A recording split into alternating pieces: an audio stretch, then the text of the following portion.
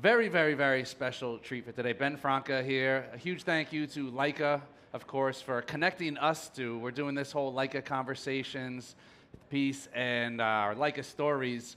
And it's been great to get to know Leica photographers outside of, like, we all think of like photojournalists.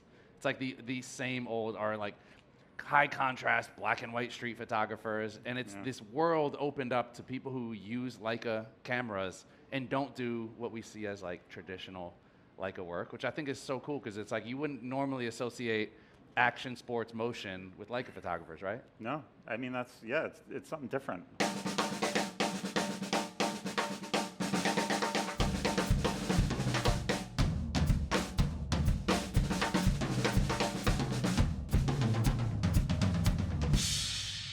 Yeah, no, totally. And it's like once you use the system, you know why. There is like that Leica look, and there's like the feel to the images, and I use the SL as well, and it was like you can't explain it. I don't know what they do. There's like this secret sauce to the cameras that the glass is nice, and the glass is incredible, and they're just amazing cameras to use. They just don't. Some cameras get in the way. This doesn't. This just kind of lets you be the purest.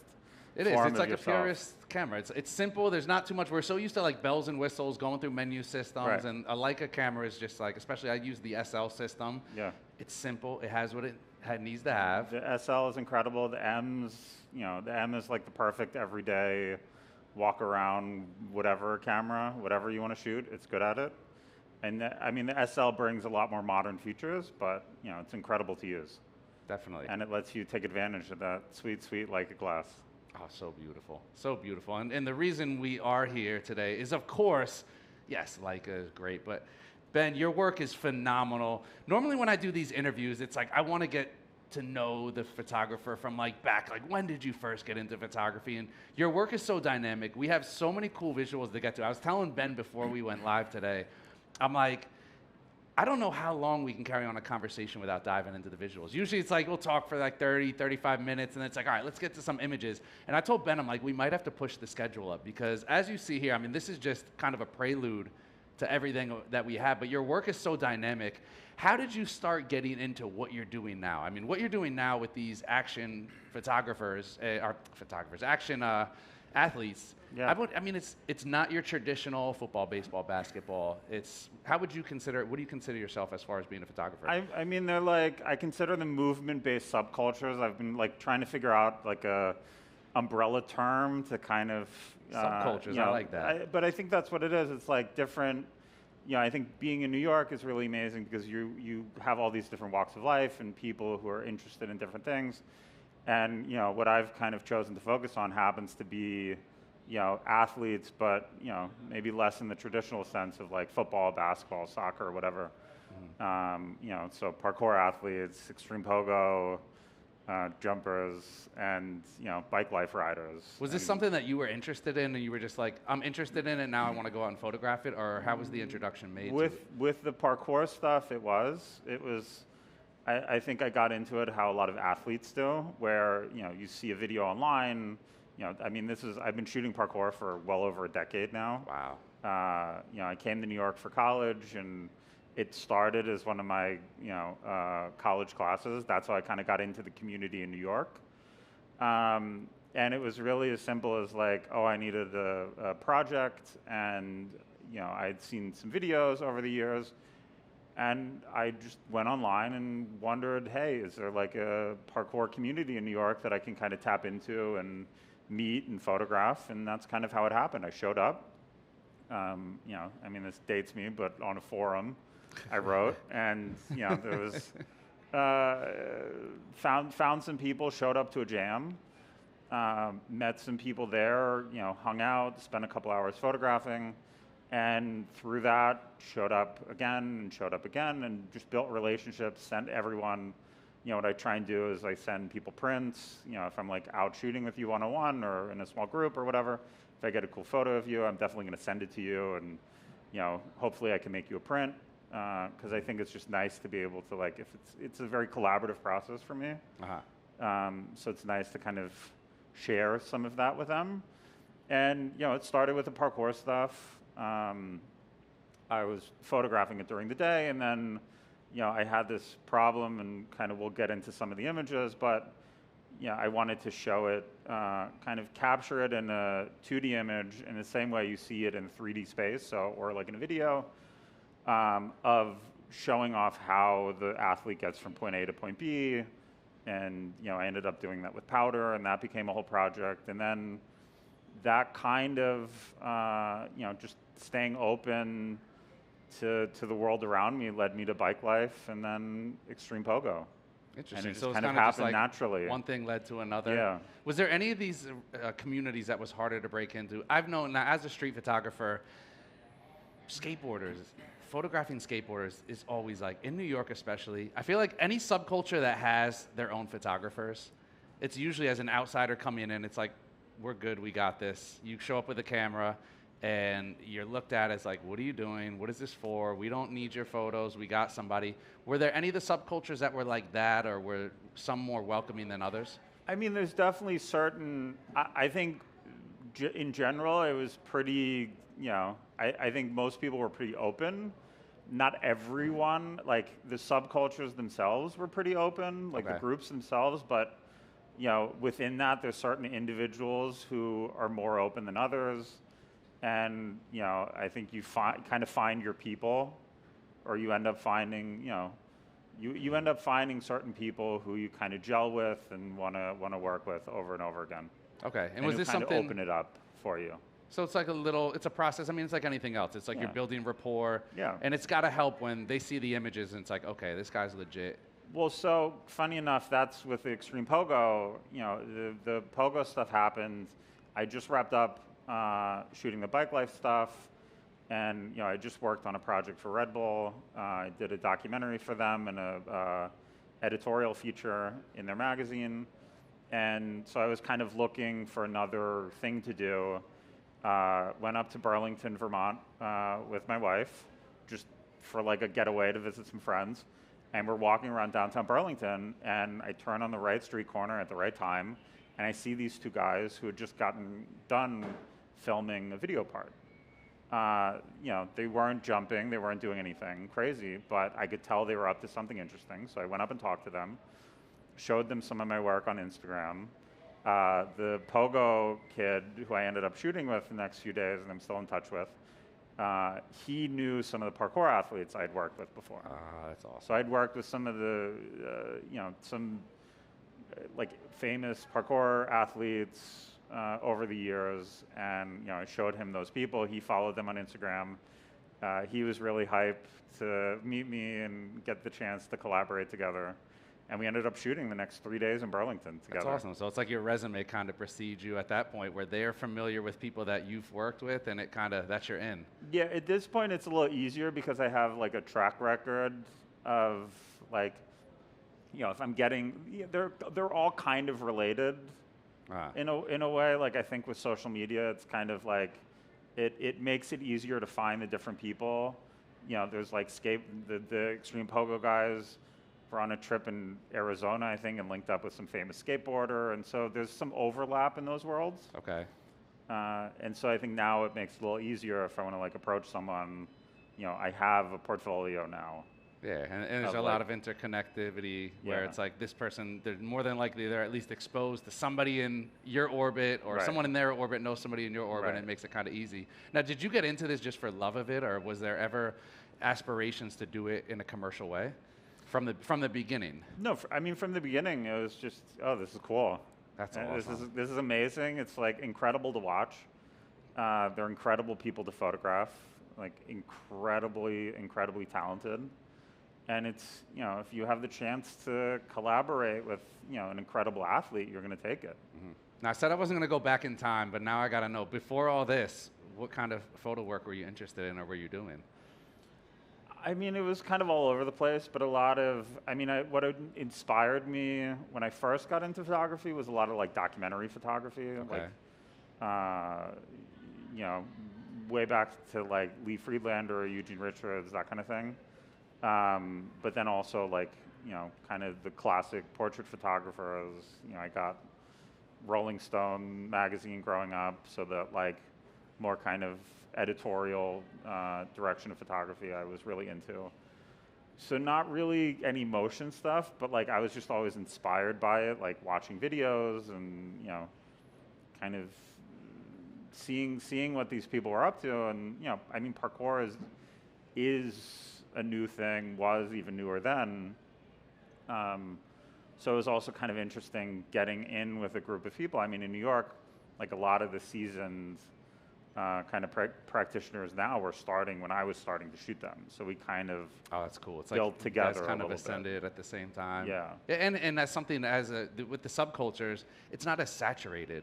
Where it's something that there's not as many photographers photographing it as there is a lot of the other stuff that you see now. It's like street photography. Street photography in New York, it's like you walk through Soho, and it's like, God, it's like a minefield walking through, and everyone's a street photographer now. And it's like kind of with this, you don't see as much. Like I was telling you, I was like, part of what interested me about your work, it's like your work is amazing, you're super talented, but I don't see this every day. And I don't think even going, you could be online chronically, and you're not going to see a lot of what your work is putting out there, which I think is great.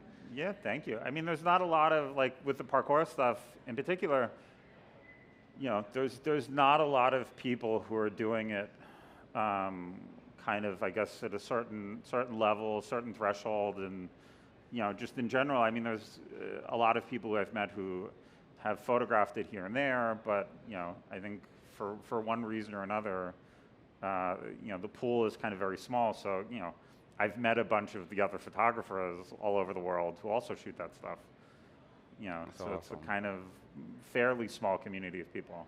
Mm-hmm. Now, for those of you not familiar with Ben's work, I think your story, I mean, we were talking before we started recording today, and it's kind of cool. Like, I sequenced his images, he sent me over a bunch of stuff, and I sequenced it. I'm like, all right, here's what I would kind of want to, I kind of built out my own storyline. And I threw this set of images up, and there was one behind it, and he starts talking about it. So I want you to take us through these images in particular, because it was kind of cool where it was like, all right, this is just a personal project, and then that leads to something else. So can you talk us through these images right here? Sure. I mean, just to preface it too, I think that's kind of been my way of working a little bit, is like, you kind of build a personal project, and then that ends up opening doors in one way or another for me. So that's always been incredibly valuable, to just like come up with an idea, go out and shoot it, and go out and make it. And that, in this example in particular, really like one-to-one, it's kind of very easy to show how this led to an editorial assignment that I got. But this was, I believe I shot this pretty much a year ago now. I was kind of thinking about what I could do for a little personal project. This is my good friend Joel Vasquez. He's a professional MMA fighter that I've known for years. I actually met him through the parkour world of people. Wow. And we had shot once before, had kind of talked about doing stuff on and off, and then I hit him up. I had this idea to do kind of this motion blur stuff in the studio. It's like showing some of the movement behind him, but then also getting him kind of tack sharp at the end of the movement. So combining it, similar way that I've done with the parkour stuff, just a slightly different execution. So I hit him up. We ended up putting a shoot together. We shot in his gym in Williamsburg. We set up like a little photo studio, shot until like 3 o'clock in the morning down there. Wow. At night. And yeah, put this stuff together, lit it with a few lights. I like doing the action stuff, but also portraiture. And then this ended up leading to an editorial assignment a few months down the line. This is like old Ben, when you were talking about like portrait photography and like original inspirations and direction you were going. Yeah. It's like, I was looking, he's so humble. I was looking at these, and it's like, we were talking, we had his website and all his work up this week, and we go through and we're like looking through and like, wow, look at this right here. And it's like, the mark of a good photographer and a great photographer is how well they can take just a simple portrait, but it's not just a simple portrait. It's so good and so effortlessly good, like the lighting here, and we're breaking down the lighting scheme, and it's like, you look at it and it's like, you don't realize what goes into it, but there's technique that goes into it, and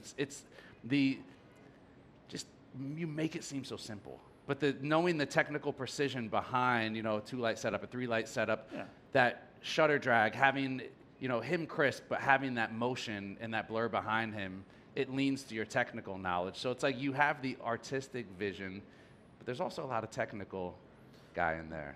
Yeah, I mean, I think that's part of photography is, you know, it's a mix between the art and the technical of like, but I think when it's successful, the technical should just kind of fade away. Like it's not about the lighting. It shouldn't it's be about, you know, it's for me, it's about him and what he's doing, and you know, not whether I'm like have a 3 or 4 light setup or you know this or that.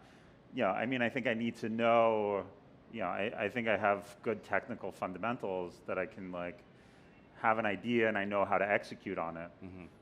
yeah, But you know, it also helps having a good subject.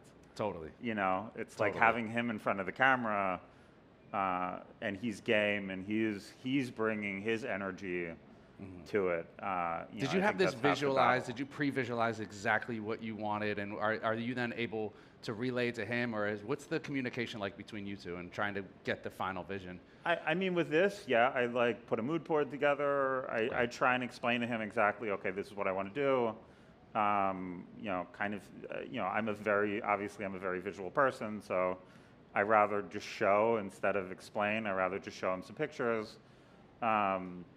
give him an idea of, you know, what I want to do. And, you know, we've known each other for a while, so he was kind of game, whatever you want, I'm down. And, you know, this is what came out of it. Yeah. Both people are holding up their end of the bargain there. And totally. then we see it's like that serves as almost, it sounds like almost like a test shooter, an inspiration to work, to develop a look to take with you. Yeah, I mean, it ended up being exactly that. So, you know, ESPN for years was one of those clients that I always wanted to work with. I do a lot of action and sports stuff, so I always thought it'd be a great fit. And you know, I've worked with some amazing people there this year, and you know, it was kind of the thing where you're waiting for the timing to be right. Like the relationship is there, you've built the relationship, but sometimes, or a lot of times in this business, it's kind of timing where like the project has to fit the person. And this is one of those examples where, you know, I shot that in December, and kind of what I do is I shoot the work and then I send it out to people and share it. And it ended up in the email of one of the ESPN photo editors who they were working on this project. This is Alex Pereira. He's a UFC, I think, champion, double champion. I think he has got 1 or 2 belts at the moment, I think. And he was about to go in a title fight, and his left punch is like his left hand is like particularly powerful and particularly feared in the UFC. And so I think, you know, kind of their idea was like, how do we illustrate that in a photo? And that's exactly what I've done with the parkour work. So like it kind of applied, we kind of applied both things with the motion blur and the powder on the hands. So the powder with the parkour was prior to this, and that kind of... Yeah, the powder with the parkour was years and years before. Wow. And then kind of the motion blur, and then you know, in this image we mixed the two. And yeah, the Joel shoot ended up being like a test shoot for this, which was great. That's awesome. And then yeah, one more thing. Yeah, we had, when I showed up, we had 45 minutes with a guy. Okay. So it was like pretty dialed in. What was it like working with somebody? I mean, these are intense people. It was great. Were they? Yeah, I mean, he ended up being like really game. I think the challenging thing for, at least for myself, was that he doesn't really speak any English. Okay. I mean, I think he does, but he rather, like, he has not a as team around him, okay, who kind of translate for him. So it was my first time really, you know, working with a subject where I'm like talking to him, but also talking to another person at the same time. So it's like a lot of it is, you know, like with Joel, it's easy because I have a relationship, a years-long relationship with him. So there's like a shorthand, we know each other. But him, you know, we met that day, and then we have to get right into it. Mm-hmm. And that was the main challenge you had to work through. Do you ever get like those on-set nerves where you're like, man, I gotta figure this out, or this isn't going as planned, or is it pretty much worked itself out? If I'm on a shoot like this, I like prepare pretty well. I like I'm pretty dialed in on like, okay, I'm gonna do this and then this and then this.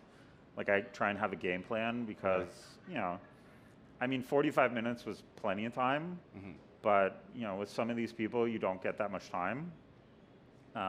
So I think you need to be really dialed in, but at the same time, kind of leave space for, you know, accidents, or like if he has an idea and like he started getting into it, to like, oh, let me throw this kick or do this thing. So like, you know, he started really warming up to the process. Interesting. So it's like, do you get what you need to get, kind of get your safety shots? Here's what I had planned. Yeah. And then you can kind of freestyle a little bit with it? Yeah, that's exactly what I like to do. Awesome. Yeah. All right, I love the bike life stuff. I look through and it's like I'm going through and, you know, we're gonna see the MMA, we have the bike life, we have the parkour, we have the Pogo stuff. And I love it because it's all subculture. Great, perfect way to describe it. It's these action sports, subcultures, but each one has their own kind of flair and their own kind of, and the thing with the bike life, you know, we were talking about it before, is like we've seen them ride all around the city. It's like you have the dirt bikes, you have the pedal bike kids, and there's really so many different flavors and looks and ways you can capture it. What stood out to me when I saw this image is, obviously it's recognizable, Washington Square Park, but it didn't even, I went right to his smile, and it's like you look for that gesture. A lot of people, when you look for, you know, a shot of portrait or a shot of a person, you're looking for that expression. You went right there, and it took me like 15 seconds to realize there's no front tire. Because I'm so locked in. It's like he's having so much fun, and then I see, oh wait, he's got no front tire. Yeah. Can you talk us through this shot right here? Yeah, so this is, you know, I started working on the bike life stuff as a personal project, and then ended up pitching it to the Red Bulletin, Red Bull's magazine, and I ended up getting commissioned to do an editorial piece, like a whole editorial story, and also a documentary, a short doc for them for Red Bull TV. And then this was part of the editorial part of the shoot that I was doing. So I was like, spent, I think, probably 3, 4, 5 days total, just kind of running around with a few different athletes. He was also featured in the doc, and we were just kind of running around. You know, I bike around with them. And the way I kind of like to work is I work pretty quickly. You know, I try and keep it kind of loose and nimble with this kind of stuff, just so we can hit a bunch of spots. And I kind of go where the lighting is good. Okay. Is there a lot of direction other than that, or are you kind of just floating in the background? And no, it kind of depends, but I mean, with this is like, we rode through Washington Square because, you know, I feel like Washington Square can always be a good backdrop for something. So we were riding around downtown through the village, ended up in Washington Square, and, you know, the fountain was empty, and I had the idea for him to go in and kind of start riding around in circles. He did that, and, you know, I kind of got these shots, kind of followed him around while he was riding around, and that's how this one came to be. I love it. I love this one. The first question I asked him when I saw this, I was like, "What were you on a bike? Were you?" It's like it's natural to see. I love how you're right in the mix. You see the traffic stop back there, Brooklyn Bridge. Take us through this one. Yeah. So this is during one of the ride outs. So they have these giant ride outs with, you know, 100, 200, 300 people deep sometimes, and they shut down the streets. So they just kind of, wherever they go, they kind of shut down. And I think we were riding out to Coney Island maybe from downtown. And this is actually towards the back of the pack. I kind of got pushed to the back. And I'm literally just riding my bike and, you know, left hand on the handlebar and just trying to shoot behind me. You know, I would obviously look and make sure I have space in front of me, and sometimes just turn back. Mm-hmm. You know, I'm a pretty confident bike rider. I've been riding my bike my entire life. So there's no qualms about... No qualms at all riding in New York City or riding around them, or, you know, riding and shooting at the same time. Are you shooting in like a shutter priority, aperture priority? You shooting manual? How are you photographing on these when you're doing it where you're actually riding? I said it. I mean, I'm still shooting manual. Wow. I'm still shooting manual, but, you know, high enough shutter speed that I'm not going to get like a, you know, blur if I accidentally like move it around. You know, obviously there's action happening in front of me too, so I want a high enough shutter speed. But yeah, I mean, I try and just keep it manual. That way I know exactly what I'm gonna get. The camera's not gonna like jump around on me. Any surprises. Yeah, no surprises. And then, you know, I found these kids are always usually, whenever I photograph the bike life kids on the pedal bikes, they love being photographed. They will turn it on for the camera. Oh yeah, they love it. It's like they eat it up. Is this something, was this like an easy group to kind of meld into and have them accept you, or was there a little work you had to do? I mean, no, I think this was pretty, they were pretty open. They were like game to, you know, as long as I send them the photos, I think they were kind of game to be photographed. I mean, they're riding around New York City. I think they get a lot of attention. I think they like some of they like and appreciate the attention and telling their story. You know, and it's a story of like community of people doing something positive. I mean, they're not, you know, they might be holding up some traffic, but they're not really doing anything bad. It's just like a fun, you know, it's like a critical mass kind of thing. Yeah. Where, you know, I'm a big fan of biking around New York City, so I love this. Yeah, I mean, this is a big part of New York City culture in general. Is you know, when you see them come through, traffic's gonna stop for a little bit, but it's like everyone else also stops. It's like, it's almost like when the parade comes through, you want to stop and you want to watch and see what's going on. Yeah. This shot I love. As a street photographer, again, it's the layering. It's how everyone else is just unbothered. Yeah. And the framing aside, I mean, I could point out the little details of, you know, the shrubbery around the wheel and just the composition. I love the way you compose and frame images, but it's just everyone else, like the expressions of everybody just minding their business. I think this is one of my favorite things about shooting in New York City is where you can create and find moments like this, where people are too bothered, they're unbothered. They're like too busy doing their own thing. They don't care. They don't care. They don't care. And so it's really nice. It opens up for these opportunities of like this juxtaposition and these contrasts where, you know, this is like in a work plaza in Midtown somewhere where, you know, you're never going to see someone riding their bike, let alone doing a wheelie down it, you know, a bike covered in stickers. And no one cares. And no one cares. Yeah. And everyone's too busy, you know, they're on their phone reading the paper or, you know, I love the guy scowling at me. And they're like too caught up in their own lives to like really look over at what's happening right in front of them. And so I love creating these moments that like give what the athletes are doing some context, right? Where it like roots them in a reality that it's, you know, not just about the wheelie, but also about like what's going on around them. Yeah. Yeah, this is one of those shots too where it's like you nail the composition and have everything just layered just right. Because it doesn't always, it's like one wrong thing. You get the wrong moment. Yeah. You're a half a second late on the shutter, and now the bike wheel is into the head of the guy who just, like his expression. I think he's kind of, he kind of takes the spotlight because it's like that scowling expression kind of takes the spotlight away from the bike. But if he were a little bit closer, or if it just overlapping, it kind of kills the shot. It's just the perfectness of the framing. Yeah, I mean, it's fun. It's, you know, when I'm shooting, kind of the process is like, you know, we'll run around and I'll be like, okay, go, like, let's do a wheelie over here, or let's try something over here with this background. Like, you know, I kind of pre-visualize some of these shots when I'm running around. And then, you know, I saw the like little gap where the bike could be and just had him wheelie through there.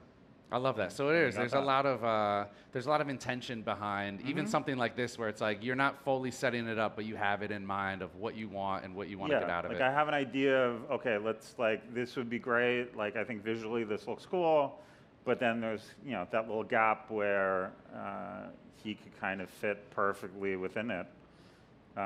You know, I think sometimes I get lucky and kind of what I can control are the expressions and the people. So, you know, I think that takes some luck too of like getting it exactly right and getting that moment. But yeah, it is a lot of kind of pre-visualization and like planning and, you know, not like a ton of planning ahead of time, but like, oh, let's try something over here. Let's go do something over here. Yeah, you handle what you can handle, and you Yeah. let the rest kind of, it's like luck and preparation come together. And this one bleeds, the last one bleeds right into this one where you have that same New York moment where it's like some people aren't bothered, but again, it's bookended by the two guys who it's like, he's kind of just looking and it's kind of like, what's going on? This guy's expression, it's almost like the guy with the scowl in the last image where it kind of steals the show. He's looking like, what the hell is she doing? What's going on here? Yeah, this was for, I had an idea to do like a fashion editorial, specifically a woman in like a flowy dress, jumping around, picked the financial district, thought that would be like a perfect setting. This is downtown around Wall Street somewhere. And I mean, these pillars this is super easy for her to do. This is, I mean, I think a parkour athlete can do this stuff in their sleep. But I think for me, it's just like the flowy dress, like it's like very ethereal. She's kind of floating up in the air. And, adding in all the people around her of like, people going to work, people going in the building, out of the building, again, like one person looking, kind of two, just grounds it into a reality that I really like. Yeah, totally. Did you hit her with a strobe? Is there a strobe here, or is that light that's come in from somewhere else? I think it might have been a strobe. I mean, usually if I do work with strobe, I do like working with strobes. On location, it's usually just like a softbox, like a battery-powered thing with a softbox on it. Okay. Because I think it having just like a little punch can be really nice. And it's balanced. It drives me crazy when people overpower strobes and it doesn't balance with the ambient, and you sit there and you're like, I'm focusing more on how unbalanced the light is rather than, it shouldn't be the focus of the shot. It's like, of course I'm going to ask about it because that's what we're here to do. But otherwise, it's like you look at it and it's like, no, it just looks like you had the right light. And that could very easily, in Wall Street, it could have been sunlight bouncing off of a glass building and just creating that nice soft look. I believe in this one, I did have a strobe because I think it was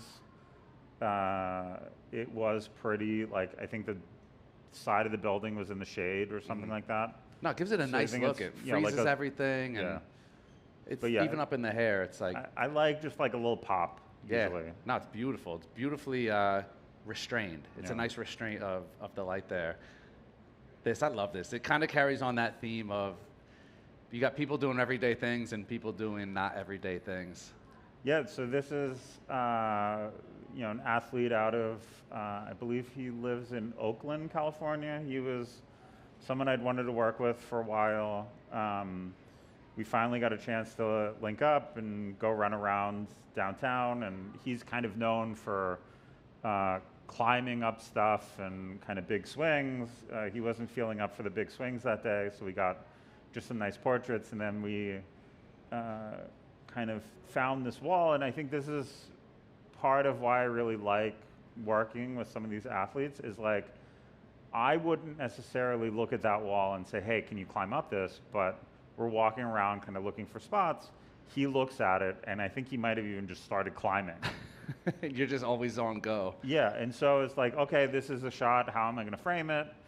And then as he's climbing up, these two women, walked underneath. I think I might have even asked them to like, oh, can you walk back again? Try it a couple more times.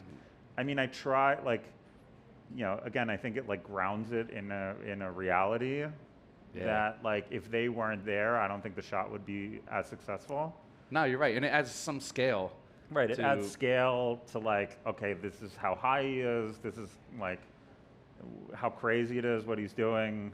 But it's also like it's New York. It is full of people, and so a lot of times in these shots, I'll ask people if someone's like nearby or they happen to walk by, or I've had it happen where people want to leave, but I ask them to just like stay put.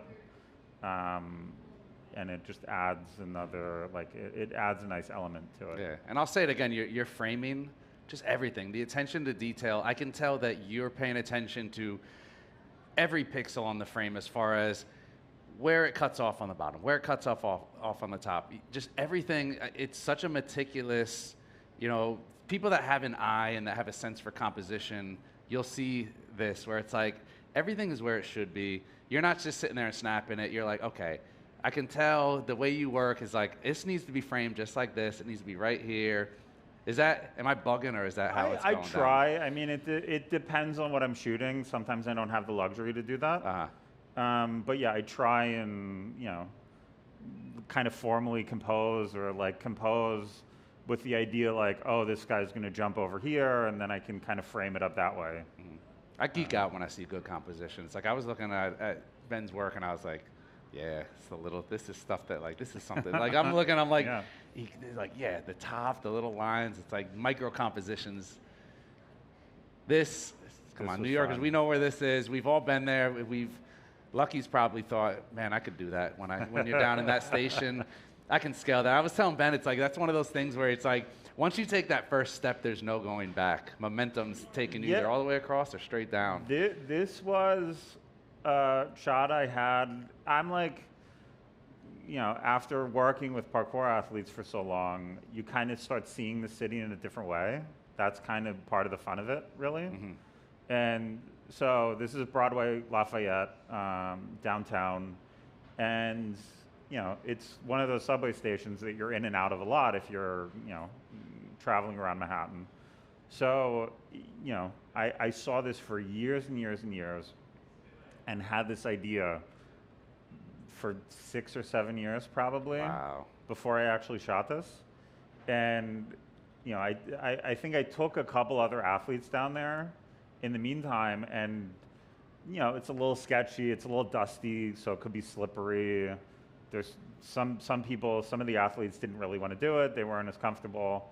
And like, for me, when I'm working with someone, I think safety is always kind of my number one. There's no shot that's too... No, I mean, it's like, at the end of the day, it's a photo. Yeah. You know, it's not worth someone getting hurt over it. Yeah.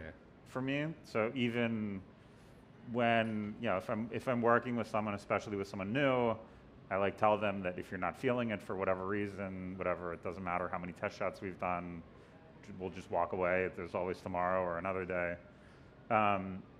But this was this kid, Eric. He was in New York. I saw he was in New York on Instagram. I hit him up.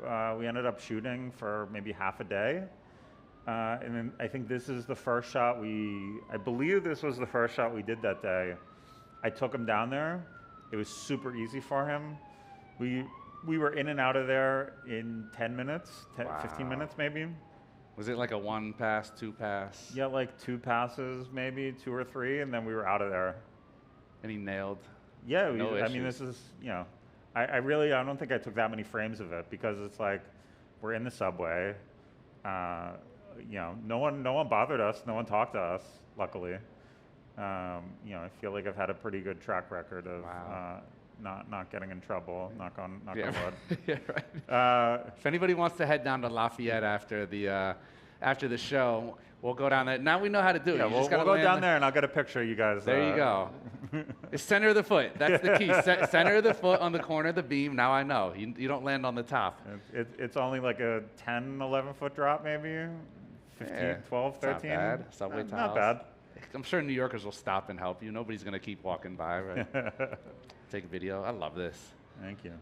Yeah, so this is part of that series that I think I was kind of mentioning earlier, and you saw with the MMA fighter, where I was kind of, the idea is to illustrate the movement, the power of the movement, the direction, you know, just kind of show it in a different way that you would see, like what you would see in person, or even in a video, but like, how do you do that in still image is kind of difficult. You know, I think the kind of motion blur thing behind is obviously one solution, kind of using kind of compositing a bunch of people together as another. And this was the direction I chose.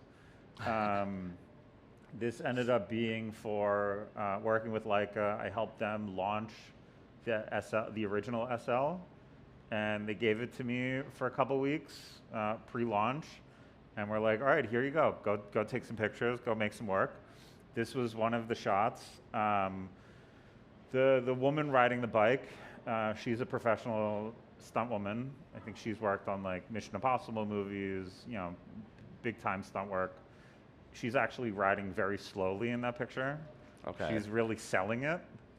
But that bike is so incredibly fast that to time it, like by the time he jumped, she was out of frame already. Wow. How many takes did this? I mean, it's like powder, so it's. Yeah, I mean, that it's really tricky? getting the timing right took Okay. a little bit. I would say 5 or 6 maybe. That's not bad. Man, I'd be out there all day. You know, and I think with my work, what I've tried to get in the habit of, and I think was kind of out of necessity with a lot of this nighttime stuff, was like with the recycle times of the flashes, you know, I can't just kind of press the button down. And I've worked with athletes who are like shocked that I just take one picture usually.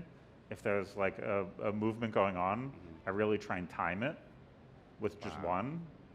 And that's kind of what I recommend people do whenever they're shooting action, because it really forces you to kind of slow down a little bit and like really see what's going on in front of you, as opposed to just like, you know, I understand why you do that in like a baseball game or a soccer game or something like that. But there's a particular moment that you need, Right. and again, it's pre-visualization. You Right. know, it's got to be peak, Right. head down, feet up in the air, right Right. over. Right, and if you know, if I do burst mode on a camera, it might get like the split second before peak and the split second right after, and even then you're gonna miss that exact like perfect moment. It's like just off. It's not enough. I love that. It's like there's this perfectionist approach to it where it's like it's got to be right. Yeah, I mean, there's with some of the movement, there's like there's like a moment where you want him upside down or sideways or whatever it may be. Yeah, it sells it in a certain way. This was part of that same cool. series with the Leica camera. This was a really fun one because we were running around. You know, I think we had shot all day in like Long Island City, in Queens, ended up in Union Square doing these nighttime shots. This was, I think, the first of a few that we did, and you know, I had the light set up. I was kind of ready to go. This is in the Bank of America in Union Square. He's spinning on the window, and I had the shot all set up, framed up, lighting was perfect, and then a security guard comes over and stands in front of my camera, and he tries to shut us down. And you know, I tried turning on the charm, whatever of that I may have, and I asked him for one shot, and he stepped to the side, and this is the picture. That was it? Yeah, that was it. Man, I got one chance at it, and this is it. wow. I didn't see that. This is why we like to have these conversations, because I would have been there 30 shots in, probably would have been kicked out. But it's like, it's great to hear the stories behind these moments where it's like, that's the context that you don't get from just looking at an image. This is also a masterclass in creating commercial work in a city that is covered by logos and brand names and faces and stuff that you can't show when you're shooting a commercial project, or you have to get a release for. Right. Of going out and being able to shoot something like this, still have the feel that you are in a city, because at the same time, you don't want that. Part of it, what makes it great is the urban dynamic of it, and not being like, okay, we were in a studio and we shot this on a giant cyc wall. Okay, cool. It kind of takes a little bit away, and to know that you're in a Bank of America vestibule is Yeah. That's I mean, awesome. we're kind of gunning it, and got this out of it. Man, all the stuff I've seen in Bank of America vestibules over the past 5-6 years alone, and they give you a problem over this, man. Yeah. This is actually, so the Bank of America is in the background there. Awesome. This was the same day. This is 2 shots later. We kind of had good luck, you know, with the security for that shot. Then we did one across the street. You know, I can show anyone who's hit me up, and I can show you later. But this is the third shot of the day, and this is my friend Luciano. We've, you know, I've shot with him countless number of times. He's like one of the first people I met in the world of parkour, and have collaborated ever since. Incredibly talented guy, And he was the one who actually saw the empty cop car sitting over there, and he's like, oh, what do you think of getting a shot of me flipping over the car, right? But then we realized there's police, it's not empty, they're down the block. And we kind of were 2 for 2 already with just like asking and people, being nice. And he was super nice, and he was like, all right, go ahead, just don't damage the car. And so I have a whole series of, I'm in the middle of 14th Street taking these photos. There's like 2 or 3 guys taking turns flipping over the thing. And at one point, one of them puts his foot on the hood of the car, right? And then flips over. And the guy comes over, and I'm like, uh-oh, now we're in trouble. Wow. Now we've done it. And he just comes over, and he's like, hey, you want me to turn the lights on for the car? And then that's the shot of him. Like, went in, turned the lights on, and he jumped over. And him looking out with the door open, it's like the little details that add to the shot. It kind of gives it a little more dimension. And his face, the expression, the sunglasses, everything just kind of adds to it. It's awesome. So now we're moving into the Po-Go.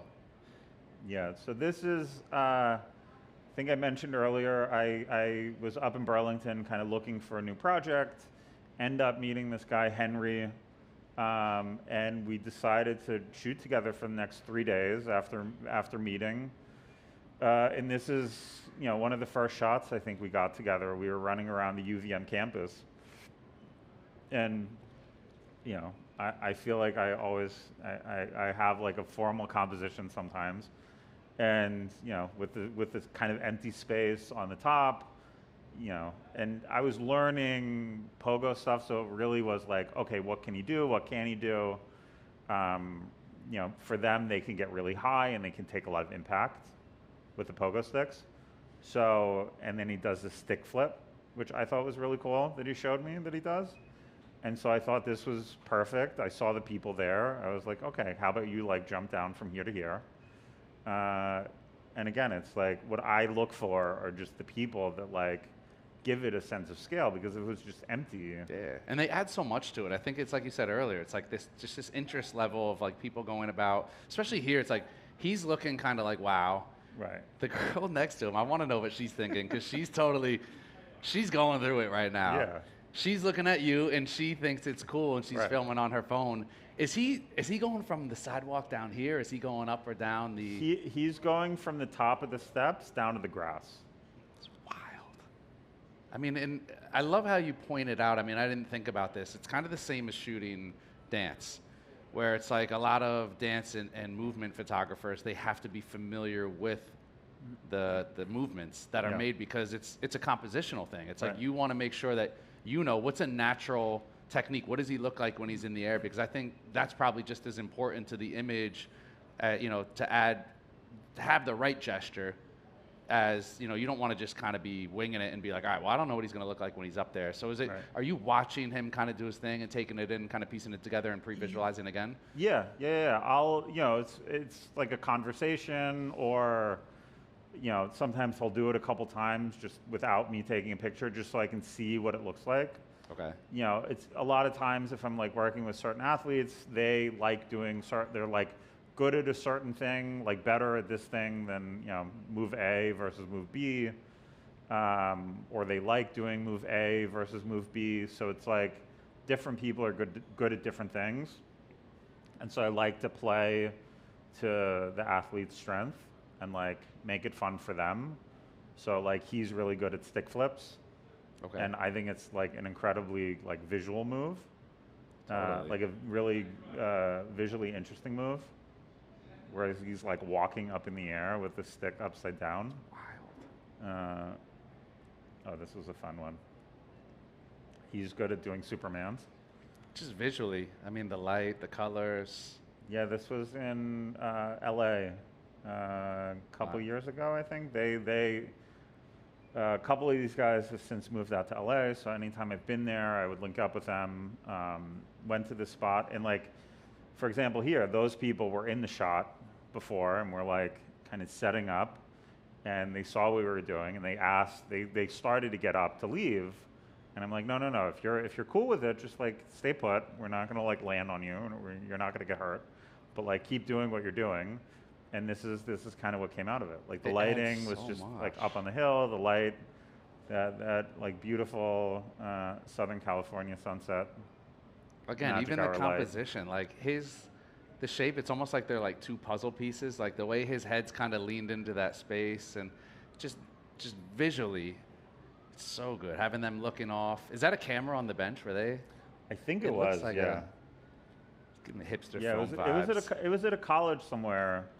I forget the name of the college, but we kind of scouted out this campus together and found some decent shots around there.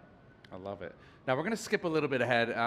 We got a special treat today because you also do video work, which I think is so cool. It's like to be this talented in the still realm and then be able to take that vision into filmmaking is such a skill. It's like it's something that I work with this guy over here who's a talented filmmaker, and it's like I try to take my still eye into film, and it's not easily translated. So we'll jump through a couple of these and just Yeah. kind of give a couple seconds to take these in. But I do want to. Ben's like, I got some film stuff. You want to show? I'm like, hell yeah, we got to see it. Yeah, Again, this just is more of the extreme pogo stuff. This is down by Venice Beach. I kind of Awesome. saw the trees off in the distance and just thought like on a long lens, compress it a little bit and have them kind of fill those spaces would make for a really interesting composition. This is up in Montreal. We were randomly up in Montreal together.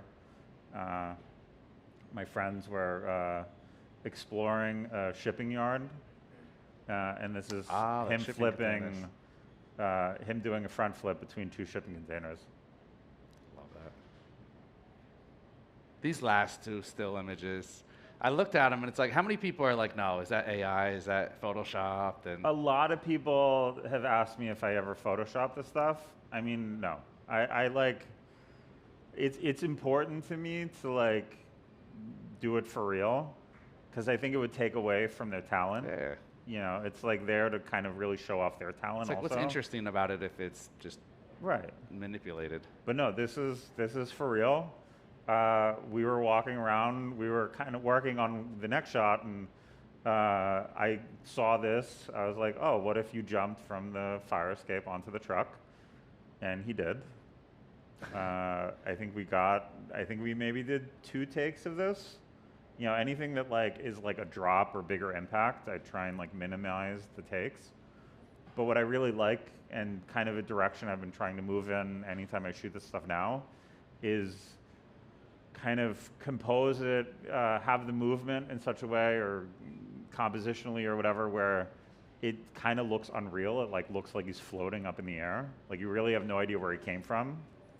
It sells. I was gonna say when I first looked at it, I'm like, wait, was he walking across that electrical wire? And I'm like, no. I'm like, No. how? And then I'm like, no, he's jumping because it just Yeah. doesn't compute. And then it is the gesture. It's like frozen. I'm like, Right. no. If I did that leap, it would look so panicked and Yeah. flailing. And I think it's just the calm nature, and he's just kind of like, it's like he's floating, like levitating. Yeah, I mean, he's a pro. He's a pro. Same thing here. I mean, it's This- kind of just he looks chill for. That's a big gap. That is a big gap. That's maybe a 16, 17 foot gap, I think. This was, we, had this idea. I think I had this idea of getting the shot, pitched it to him. He was down, but it took us going there 3 different times to really find the right moment. I think we went there once to just scout out the area. He wasn't feeling up for it, but at least to scout it. Second time we went back a few days later, it was too busy. We couldn't get the shot that day, so we came back the 3rd day, and I think he did the jump like 2 or 3 times. If you get, I think the rule of thumb with a lot of this stuff is like if you can do it once, you can do it twice, and it almost doesn't count if you don't do it twice. So, yeah, for this, and with this type of work, I'm trying to kind of balance the, being close enough to see the action, but then also framing it in a way that like accentuates what's going on. So like sometimes shooting a little bit wider just to like show off how big that space really is. And I think that's kind of an important thing. Like, Totally. you don't want to be too close to him and lose what he's actually doing. Yeah, or if you were far away and shot it with a telephoto and compressed it, you kind of lose. I think it's like the right proximity mixed with having that wide angle view to really sell the gap. It's like even just seeing, you know, in the foreground here, how wide it is, it kind of sells to you. It's like, wow, this it's a big gap. It's no joke. Yeah, that is no joke. Man, I feel bad for every photographer I have to interview after this. It's like everything's just gonna fall flat. I don't want to ever talk to a portrait photographer again. I'm like, if you're not shooting somebody like doing backflips, like I just saw a clip of the guy. Remember the guy that he jumped out of a plane with no parachute? Who was it? I want to say. Travis Pastrana. Travis Pastrana, where he was just holding on. Yeah, that's crazy. Wild. All right, look, I get to be a viewer. We're gonna close this out the right way. Ben does have some video, so I'm gonna let you drive here. Okay. Ben, we got a video folder here, so I'll let you drive and kind of talk us through what we have here. This is part of the documentary. So for the bike life stuff, it started as a personal project, and I ended up pitching it to Red Bull as, you know, an editorial piece. It turned into a short doc for Red Bull TV. They were working on a series around kind of bike-related stories at the time for Red Bull TV. So it like kind of slotted right in as an episode of that series. And I got to run around for a few days. This was really the first documentary piece I'd ever worked on. Like I've done stuff, documentary. Like I've done stuff where it's more just about the action. But this is really the first piece where I'd like kind of worked with interviewing people and crafting a story that way, which is a whole, you know, it's like fun to kind of flex that muscle and learn about that. Oh yeah, it's a different ball game than it's just a totally different ball game of like, you know, basically shooting a bunch of stuff for a few days, and then out of that footage you kind of craft what the story is going to be. I mean, I had an idea ahead of time, but like, you know, it really like comes together in the edit. You know, I won't play the whole thing, but I can at least play the first few minutes of it. When we're taking over, I feel like we're all the dead presidents coming alive, and everybody's just looking at us like, oh my God, who are these people? And it's exciting because they've never seen this before. It's like a random marathon going on. It's literally like the greatest feeling. Like imagine getting on a highway with a bunch of cars. The cars cannot say or do anything. Like now we take Riding over. my bike on the FDR. We feel like we're the boss. That's really how I feel. Queensboro. It feels amazing to see everyone from all races. So black, some white, of them. So some of Hispanic, them. I mean, Asian. Some of All it's a little races bit more come together pre-planned, where to do you know we're in like a one minivan with That's the more back powerful than open, anything. kind of leading them. You know, I think this was on a tripod with a long lens. You know, it's a mix of me shooting with literally some of it's with a GoPro, because I was like in the ride out and I had to. J Miles, You know, many of y'all may know it was me a as. challenge figuring out how to shoot I'm that. from Fordham It's Road. like you Fordham Road want to / be in Dykeman it, area. but I to chose be in to it, take the front wheel off you because know, I wasn't a person you have who to was ride a bike, who was fond of doing all and the you can't really seat control what's hopping going on. and So all I the jumping ended to up the riding my seat, bike all that and trick shooting a stuff. bunch I always had to on my own, and then some of it I worked with It was DPs. just one day I just said I don't need this wheel. You know, I take more of a Just took directing role. The goal for that in that and moment get was DPs to help do me something kind of that bring that vision to life. nobody would even think about doing. I like to do things that nobody else can do. Wait, is that our guy from Washington Square Yeah, Park? same guy. It is. How do I view bike life? I view it as a big family. A big Same guy. family that is. So yeah, just- I think I shot this over like Yeah, but like 4 one of them, shoot days like one of total? them, you know, dysfunctional Wow. TV Maybe families it was you'll like see one on sitcoms. for like It's those just a like lot of hero characters shots like at the very within it. beginning. A lot of positive like this energy stuff. within it. I love it. And I just- then we I just did embrace it. 2 interview days, like 2 I interview go back kind of curly. portraits, a Started little off bit of back curly too, exposition, but I'm comfortable with curly. um, Yeah, I grew and up then in a Manhattan, ride out or Lower East 2. Side my whole life. Lived here 30 years. in 2017, I was look to walking to the everything. store Like, and I it's, like, seen, so- I think like 3 again, guys the way you willying, frame, and I was like, oh shit, the way I everything's definitely want to learn how to exposed. willy. And one of the Beautiful. guys stopped, Thank you. and he was like, oh, take my Instagram. They're gonna be doing a ride out. We ended up linking up Yeah, to it's a- ride, it's a and fun that was challenge like one of, of the first like, ride outs that I went to.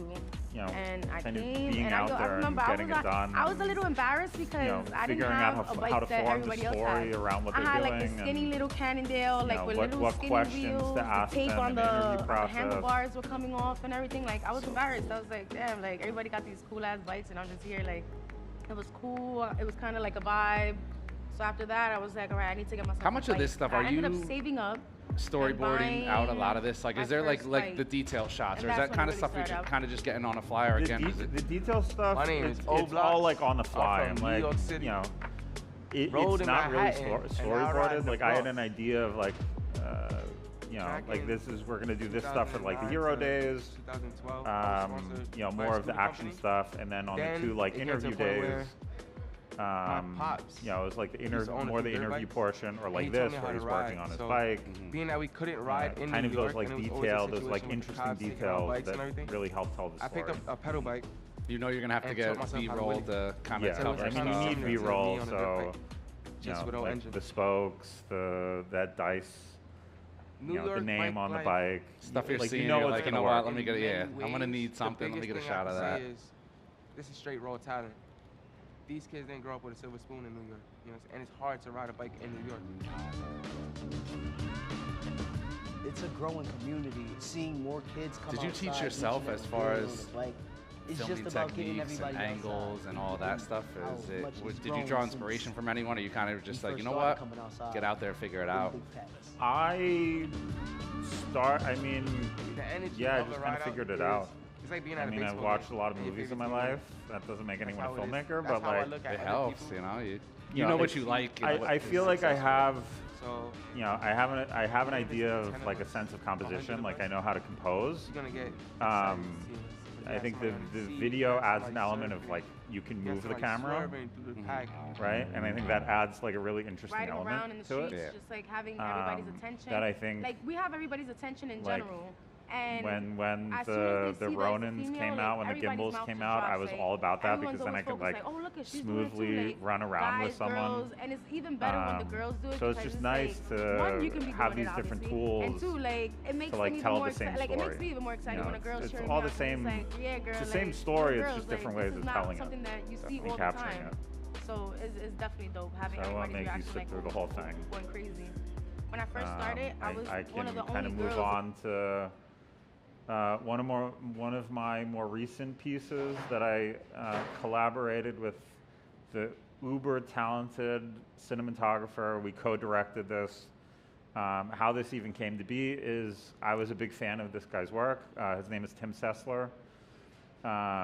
He put a call out. I followed him on Instagram. This is kind of an example of the beauty of social media and how it can really open up some doors, where he posted in a story saying, you know, I think it was like a first day scene and a gaffer on this like project I'm working on.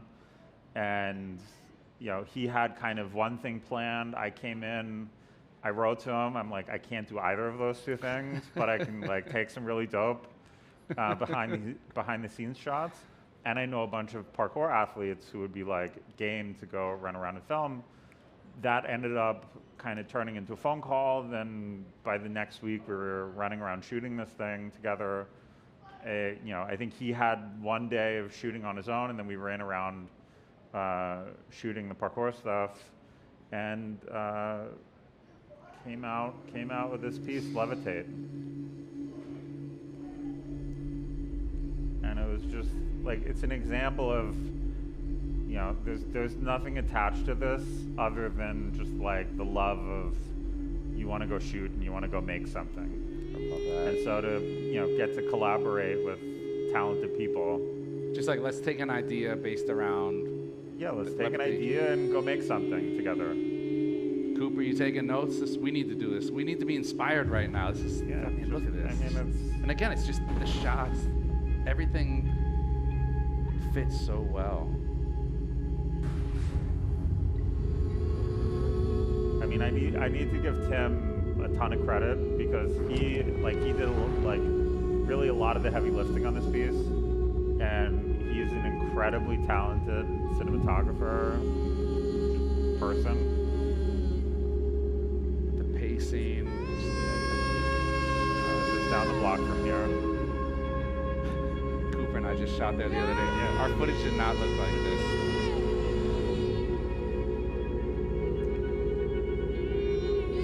But yeah, it's like a project like this kind of reminds me at least why I do this. It's like the beauty of just kind of making something and putting something together and collaborating. I mean, I think that's what I really like about film is because it's a little bit more complicated, it ends up taking more people to kind of do a similar amount of work, which, you know, lets you collaborate with really talented people. So like, you know, I try, when I do video stuff, I try and do it more on the directing side, and then I'll work with a DP and, you know, a lighting person or It's like gaffer, everyone playing their role. producer, or whatever.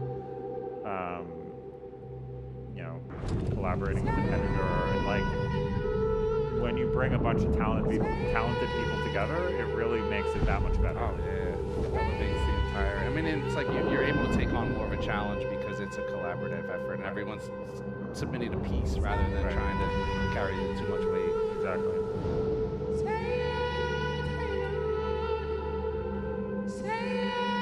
But yeah, I mean, it's funny. It's like with the video stuff, it kind of happened naturally. Like, you know, I shot some stuff, and that I shot a little video years ago with the parkour athletes, and then that opened up some doors for, you know, an editorial piece I did years ago, and then, you know, I published some photo stuff, and then that leads, for some reason, then I get hired to shoot video work, and then that video work, you know, kind of snowballs a little bit. I love that. And it's just fun. So I feel like I've had a foot in both worlds. I mean, kind of for a you long time. clearly have the talent to succeed in both. It's like, yeah, man, I wish I had the option where I'd like, do I have to choose? No, I can do both. Yeah, you do both. It's super fun. talented, man. I mean, such great vision, and I love that the technical is there, the work is there. You're not just showing up and like, there's certain people that's like, well, I don't know, it's like, no, you're putting in the work, you're pre-visualizing, Yeah. you know what you want out of it, which is, that's why AI will never replace us. It's like, you have it up here, you're able to go out there and execute it. Man, I would have gave up after that. If I would have looked at that and been like, man, I worked on that. I don't have to do anything else. I'm going to change hobbies. I'm going to start knitting. Now, honestly, look, I got to give you a round of applause, man. That's just phenomenal work. Thank you, thank you. A huge thank you to you for coming in and speaking with us. This was incredibly inspiring. At the same time, I told him, I'm like, I just want to sell all my camera gear now and give up.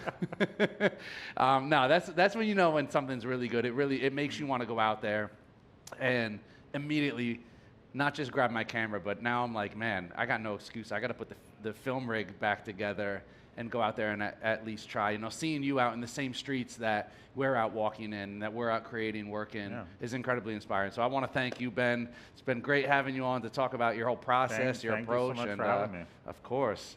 Huge thank you again to Ben Franke and, of course, Leica for facilitating this entire thing. To all of you watching here and on the internet, I bid you good evening.